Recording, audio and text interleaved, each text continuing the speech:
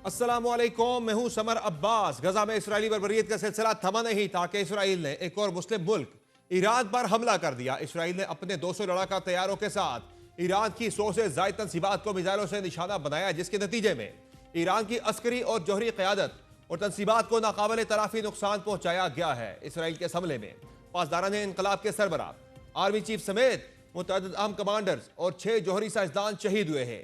ईरानी सरकारी मीडिया के मुताबिक इसराइली हमलों में खवातीन और बच्चों समेत 78 अफराद शहीद जबकि 329 जख्मी हुए हैं। ईरान के सरकारी खबर रसा इदारे इरना ने तस्दीक की है कि तेहरान पर इसराइली हमलों में मुसल्लह अफवाज के सरबराह मेजर जनरल मोहम्मद बाकरी, पासदारान इनकलाब के chief commander major general Hossein Salami, पासदारान इनकलाब के एरोस्पेस फोर्स के कमांडर अमीर अली हाजी ज़ादा, खातमुल अंबिया हेडक्वार्टर्स के commander major general Ghulam Ali Rashid, जौहरी साइंसदान मोहम्मद मेहदी तेहरानची, अब्दुल हमीद मनोचर, अहमद रजा जुल्फ़िकारी, सैयद अमीर हुसैन फ़क़ही, मोतवली ज़ादा और ईरानी एटमी तवानाई तंजीम के साबिक सरबराह फरीदून अब्बासी शहीद हुए हैं। खबर रसा इदारे रॉयटर्स के मुताबिक इसराइली हमलों में ईरानी supreme leader Ayatollah Ali Khamenei के मुशीर खास कमांडर अली शमखानी भी शदीद जख्मी हुए हैं। ईरान पर हमले को इसराइल ने ऑपरेशन राइजिंग लाइन का नाम दिया। इसराइली सिक्योरिटी ज़राए ने दावा किया है कि मोसाद की कमांडो फोर्सेज ने हमलों से कबल ईरान में खुफिया तौर पर कार्रवाइयां भी की। इसराइली मीडिया ने इंकशाफ किया है कि इसराइली खुफिया एजेंसी मोसाद ने हमले के लिए ईरान के कल्ब में एक ड्रोन अड्डा कायम किया था। धमाका खेज मवाद से भरे इन ड्रोन के जरिए अहम तरीन मुकामात को निशाना बनाया गया। इन हमलों के बाद खिताब में इसराइली वज़ीर आज़म बेंजामिन नेतन्याहू का कहना था कि ऑपरेशन राइजिंग लाइन का मकसद ईरान के उस खतरे को पीछे धकेलना है जो इसराइल के वजूद के लिए खतरा बन चुका है। ये ऑपरेशन उस वक्त तक जारी रहेगा जब तक ये फैलाव मुकम्मल तौर पर खत्म नहीं हो जाता। इसराइली वज़ीर आज़म ने कहा कि इसराइल ने ईरान के जौहरी प्रोग्राम के दिल को निशाना बनाया है और नतंज में ईरान की यूरेनियम अफसूदगी की तंसीबात को निशाना बनाया, जबकि ईरान के बैलिस्टिक मिसाइल प्रोग्राम के दिल को भी निशाना बनाया। दूसरी जानिब ईरान ने भी इसराइल को इस हमले का भरपूर जवाब देने का अज़्म किया है। ईरानी supreme leader Ayatollah Ali Khamenei ने खबरदार किया है कि इसराइल सख्त सजा का इंतजार करे। आयतुल्लाह अली ख़ामेनी ने एक्स पर जारी बयान में कहा है कि सहूनी रियासत ने हमारी सरजमीन पर शैतानी और खून आलूद हाथों से एक संगीन जुर्म का इर्तिकाब किया। उन्होंने कहा कि इसराइल के हाथ खून से रंगे हैं। अल्लाह ने चाहा तो ईरान की मुसल्लह अफवाज के मजबूत बाजू इसराइल को सजा दिए बगैर नहीं रुकेंगे। ईरानी सुप्रीम लीडर ने मजीद कहा है कि इसराइल ने अपने लिए तल्ख और तकलीफ दे किस्मत का इंतखाब किया है और इसमें शक नहीं कि उसे ये सजा जरूर मिलेगी। जबकि ईरानी सुप्रीम लीडर ने मुसल्लह अफवाज के सरबराह और पासदारान इनकलाब के नए चीफ्स का ऐलान भी कर दिया है। आयतुल्लाह अली ख़ामेनी ने हुसैन सलामी की जगह मोहम्मद पाकपुर को इस्लामी इनकलाबी गार्ड्स कोर के कमांडर के तौर पर और अब्दुल रहीम मुसवी को मोहम्मद बाकरी की जगह मुसल्लह अफवाज के जनरल स्टाफ का सरबराह मुकर्रर किया है। इसके बाद ईरान की जानिब से भी इसराइली जारहियत का जवाब देने का आगाज हो गया है। इसराइली हमलों के खिलाफ जवाबी कार्रवाई करते हुए ईरान ने इसराइल के ऊपर 100 ड्रोन से हमला किया है। तर्जुमान इसराइली फौज के मुताबिक इसराइल शाम की फिजाई हदूद में ईरानी ड्रोन को नाकारा बना रहा है, ताहम अगले चंद घंटे उनके लिए मुश्किल है। ईरान की जानिब से मुमकिन जवाबी कार्रवाई के पेश नजर इसराइल में इमरजेंसी नाफिज है। दूसरी जानिब इंटरनेशनल एटॉमिक एनर्जी एजेंसी ने तस्दीक की है कि इसराइली फिजाई हमलों में ईरान के नतंज में वाक़े जौहरी अफसूदगी के मरकजी मुकाम को निशाना बनाया गया है। IAEA के मुताबिक ईरानी हुकाम के साथ राब्ते में रहकर ताबकारी की सतह और नतंज में मौजूद एजेंसी के मुआयना कारों की सलामती की मुसलसल निगरानी की जा रही है। नतंज ईरान की सबसे अहम और असास यूरेनियम अफसूदगी की तनसीब समझी जाती है, जहाँ माजी में भी मुतअद्दिद हमले और साइबर हमले हो चुके हैं। दूसरी जानिब ईरान पर इसराइली हमले के बाद आलमी रद्द अमल भी आ रहा है। अमेरिका तो बज़ाहिर खुल्लम खुला इसराइल के साथ खड़ा है और ईरान पर जौहरी मुआहदे को मानने पर जोर दे रहा है। हम साथ ही इसराइली हमलों में अमेरिकी हाथ को मुस्तरद किया जा रहा है। अमेरिकी सदर डोनाल्ड ट्रंप ने फॉक्स न्यूज से गुफ्तगू में यह इंकशाफ किया था कि उन्हें ईरान के खिलाफ इसराइली कार्रवाई के मंसूबे का पहले से इल्म था, ताहम अमेरिकी फौज ने इस ऑपरेशन में किरदार अदा नहीं किया। ट्रंप का कहना था कि ईरान के पास एटम बम नहीं होना चाहिए और हम चाहते हैं कि वो मुज़ाकरात की मेज पर वापस आए। इस बयान के बाद अमेरिकी सदर ने अपने सोशल मीडिया हैंडल पर एक बयान जारी करते हुए ईरान को मशवरा भी दिया और खबरदार भी किया कि वो जौहरी मुआहदे को मान ले, इससे पहले कि उसका कुछ ना बचे।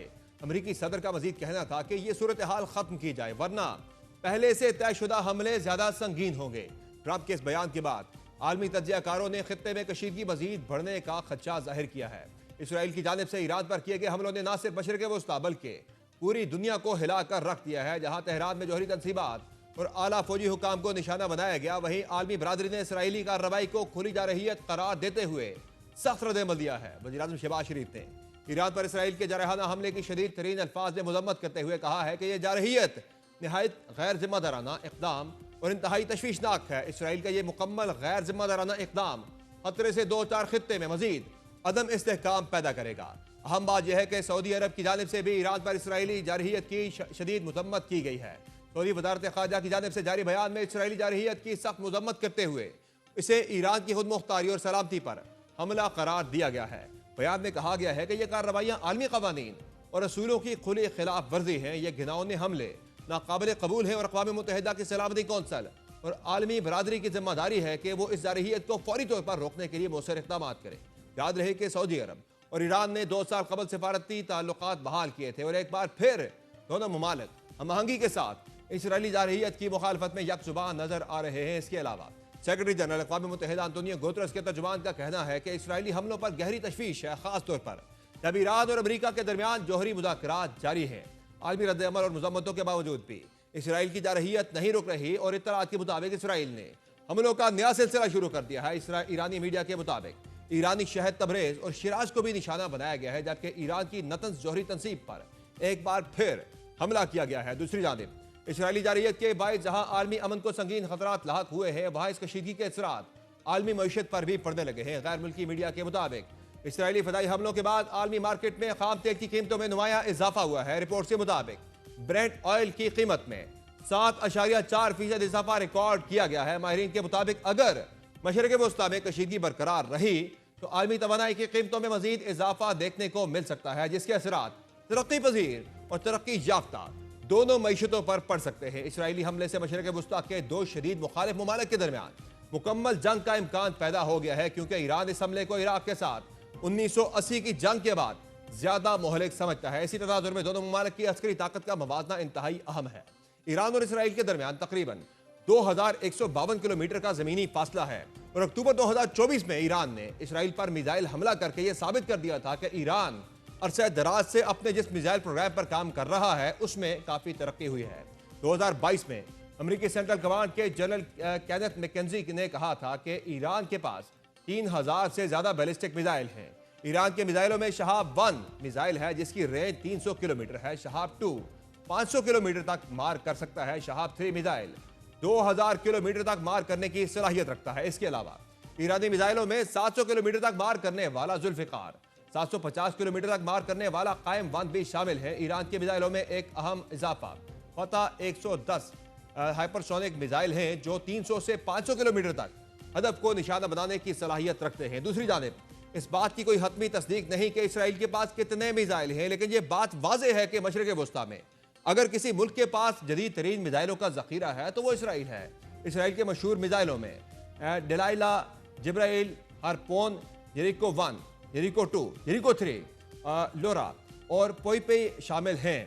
दूसरी तरफ यह भी एक हकीकत है कि ईरान इसराइल से बहुत ज़्यादा बड़ा मुल्क है, जिसकी आबादी इसराइल से 10 गुना ज़्यादा है, लेकिन दिफाई बजट के एतबार से इसराइल ने ईरान को बहुत पीछे छोड़ दिया है। अगर ईरान का दिफाई बजट 10 अरब डॉलर के करीब है तो उसके मुकाबले में इसराइल का बजट 24 अरब डॉलर से ज्यादा है। ईरान के फाल फौजियों की तादाद 6,10,000, जबकि इसराइल के ऐसे फौजियों की तादाद 1,70,000 है। इसराइल के पास जिस चीज की बर्तरी है वो उसकी एडवांस टेक्नोलॉजी और बेहतरीन जदीद तैयारों से लैस फिजाइया है। इसराइल के पास 241 लड़ाका तैयारे और 48 तेजी से हमला करने वाले हेलीकॉप्टर हैं, जबकि ईरान के जंगी तैयारों की तादाद 186 है और उसके बेड़े में सिर्फ 13 जंगी हेलीकॉप्टर शामिल हैं। ईरान की बहरी फौज के पास 101 जहाज, जबकि इसराइल के पास 67 हैं। वाज़ेह रहे कि इसराइल की जानिब से हालिया हमले ईरान के तेजी से आगे बढ़ने वाले जौहरी प्रोग्राम पर बढ़ते हुए तनाव के दरमियान हुए हैं और ये यकीनी तौर पर इंतकामी कार्रवाई का बायस बन रहे हैं। सवाल यह है कि यह सूरत हाल किस नहज तक जाएगी और ईरान इसराइल जंग के कितने संगीन नताइज मुरतब होंगे।